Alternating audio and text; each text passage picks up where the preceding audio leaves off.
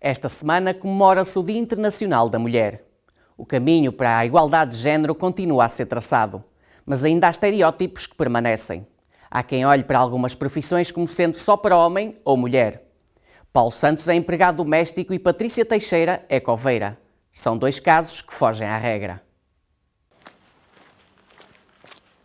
É por este portão que começa o dia de trabalho de Patrícia.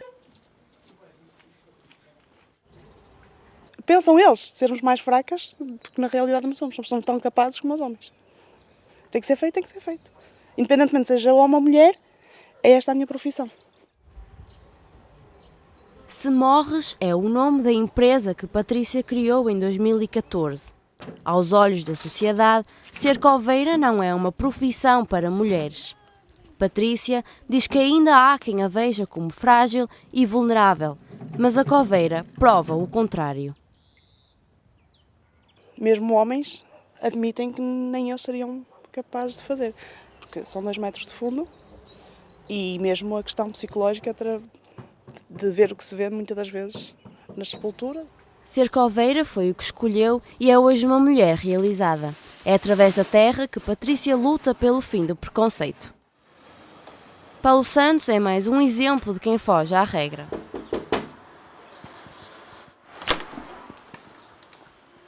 Boa tarde. Boa tarde. Com licença. Faz favor. Obrigada.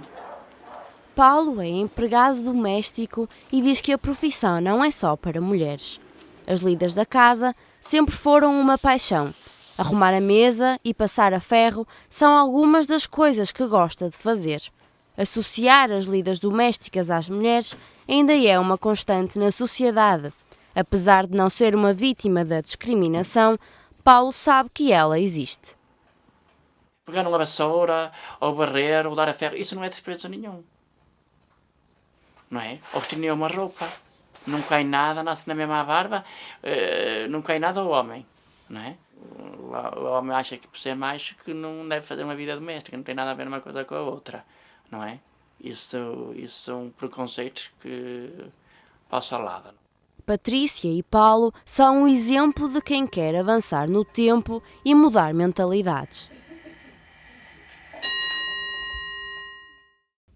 No passado, encontrar uma mulher taxista podia ser uma exceção. Hoje já não é bem assim. A repórter Rita Batista foi até ao centro do Porto conhecer Zulmira Alves. Rita, conduzir um táxi ainda é uma profissão só de homens? Não, Zé, a verdade é que ainda há mais homens do que mulheres como motoristas de táxi, mas há cada vez mais mulheres a aderir à profissão. Zulmira Alves faz parte do pequeno grupo de apenas 1% de mulheres taxistas na cidade do Porto. Zulmira, por que é que acha que há esta diferença tão grande entre homens e mulheres taxistas na cidade do Porto? Sempre foi uma profissão de homem. O porquê, penso que está à vista dos olhos. É assim, a mulher sempre teve um estatuto diferente na sociedade. Portanto, hoje as coisas mudaram, mas vão mudando, não é? Mudaram de uma certa forma, mas lentamente. Por isso, por estarmos mais expostas, por sermos mulheres, por exigir um bocadinho mais de coragem, é que eu penso que foi sempre uma profissão maioritariamente de homens. Como disse, é uma profissão muitas vezes tida como uma profissão de risco. Considera que o facto de ser mulher, então, faz com que esteja mais exposta a estes riscos de que fala? Sim, sim, sempre. A realidade é que, em pleno século XXI, ainda somos um bocadinho diferente dos homens. Nós, por sermos mulheres, muitas vezes somos surpreendidas por situações caricatas, é evidente. Não será o geral, mas tem algumas situações que não são fáceis. E eu já, sim senhora, já tive algumas situações que não foram de todo fáceis, embora consegue-se ultrapassar, não é? E alguma vez os seus colegas ou mesmo clientes olharam para si de uma forma diferente pelo facto de ser motorista de táxi mulher? Acha que olham para si ou alguma vez vivenciou alguma experiência em que a pusessem de certa forma de parte por ser uma mulher taxista e não um homem? Bem, penso que as coisas estão a mudar. Agora, que me aconteceu quando comecei a trabalhar, ter uma situação de estacionar o carro numa postura, foi a câmara que podia ter sido no outro lado, e ouvir um colega dizer para o outro que parecia uma senhora a conduzir. Pronto, esse tipo de histórias ainda aparecem, não é?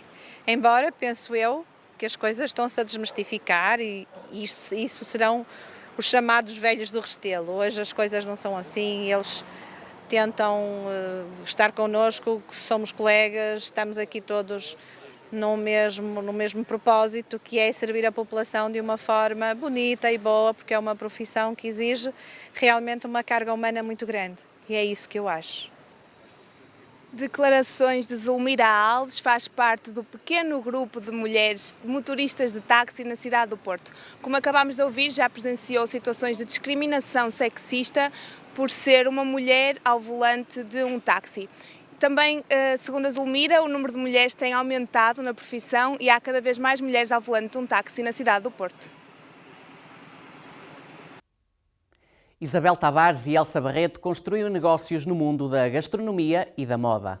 Para as duas empreendedoras, o género nunca foi impedimento para concretizar os projetos profissionais.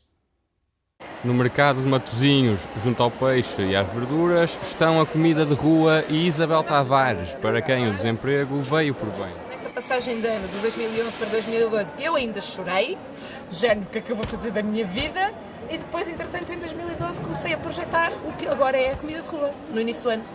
Queria fazer uma coisa diferente, não queria mais do mesmo, entre aspas. Pensei na comida, pensei num conceito, logo à partida, pensei num conceito que fosse móvel. Nós estivemos um primeiro ano só com a mota, com uma oferta algo limitada, só tínhamos 2 tipos de sandes, até que percebemos que tínhamos que aumentar a nossa oferta e que tínhamos que ter uma cozinha própria para fazer as nossas coisas. A família é uma prioridade para Isabel, que rejeita a ideia de que as mulheres são inferiores aos homens. É uma coisa muito presente, tenho que fazer um esforço grande também para me desligar. Tenho 3 filhos e, portanto, eles também me ocupam muito tempo. Essa coisa de que as mulheres são as não sei o quê e os homens são as não sei o quê, isso cada vez está a desaparecer mais, não é? Agora as profissões são de quem é vocacionado para elas. Da cozinha para o ateliê, a estilista Elsa Barreto destaca a dedicação e as conquistas na carreira. Tudo aquilo que nós conseguimos na nossa carreira é importante, não é? E cada altura tem a sua importância, não é? Cada conquista que a gente faça tem a sua importância. Sem dúvida que estar no Portugal Fashion foi mais uma etapa que eu consegui na minha carreira. Para Elsa, o género não é sinónimo de talento nem de diferença. É assim, eu acho que este Dia da Mulher não devia fazer sentido, porque realmente nós somos de facto iguais, homem e mulher, não é? Dou estágio e agora até já dei emprego também a alguns designers homens, não é? E têm imenso jeito e são fantásticos, portanto, sinceramente eu não vejo diferença nenhuma. E nos poucos tempos livres? O principal na minha vida é a minha família. Por isso, sempre que posso ter, que não me sobra assim muito tempo, não é? Mas todo o tempo que eu tenho, realmente dedico-me à minha família. Isabel e Elsa mostram que o sucesso depende do que fazemos e não de como nascemos. Há cada vez mais mulheres no ensino superior, mas o sexo feminino continua muito pouco representado nos lugares de poder. Em entrevista ao JPN, Rosário Gamboa, presidente do Instituto Politécnico do Porto, diz que o género não pode ser um fator decisivo. Apesar de, na atualidade, existirem mais mulheres do que homens a frequentar o ensino superior, esta tendência continua a não se verificar nos lugares mais altos das hierarquias. As universidades públicas, por exemplo, tiveram apenas 2 reitoras desde o 25 de Abril. Rosário Gamboa é a única presidente de um politécnico, o do Porto. Boa tarde. A seu ver, quais são os motivos que levam a que este aumento do número de mulheres no ensino superior não se verifique também nos lugares de decisão? Eu julgo que há aqui 2 coisas fundamentais. E a primeira coisa talvez seja que não são dadas condições às mulheres, ou não há a partir de condições que lhes permitam ter uma vida mais flexível, capazes de chegarem a esses, digamos, lugares de chefia de topo. E há também alguma coisa que não é expressa de uma forma verbal, mas que persiste, que é uma certa noção de que os lugares de chefia têm competências essencialmente masculinas, havendo aqui também uma noção errada de que são competências masculinas ou que são femininas. E há, acima de tudo, não há tradição. E quando não há tradição, não se instaura uma cultura e uma abertura para que estes casos sejam vistos como normais e não meros acidentes. A seu ver, esta tendência pode ser anulada apenas pela evolução natural das coisas ou deve haver também uma intervenção a nível legal ou mesmo política, nomeadamente a nível de cotas, por exemplo, para tentar diminuir o problema? Eu entendo que muitas vezes medidas, como por exemplo as cotas, são importantes, não como medidas permanentes, mas como medidas pontuais. No caso, por exemplo, como agora aparece esta nova disposição legal, acerca da posição e da ocupação nos conselhos de administração, quer das empresas privadas cotadas em bolsa, quer das empresas públicas, de um número de mulheres, porque este número é muito, muito baixo. Não me parece que na gestão de topo, repito, seja por uma questão de cotas, pode ser noutros níveis, deve mudar fundamentalmente por exemplo, pela concretização, pela demonstração real no terreno, que não é por ser uma mulher que as coisas vão ser menos boas, não é? Há o reconhecimento do mérito, da competência e da capacidade de liderança, independentemente do género. A tendência diz que o número de mulheres no ensino superior tem vindo a aumentar significativamente, ultrapassando mesmo o número de homens. Apesar disto, tal como em muitas outras organizações, as mulheres continuam afastadas dos lugares de poder e de decisão. O primeiro Dia da Mulher foi celebrado em 1909 nos Estados Unidos. Hoje, a igualdade de género continua a ser debatida um pouco por todo o mundo. É o ponto final da informação. Já sabe, fique connosco em jpn.up.pt.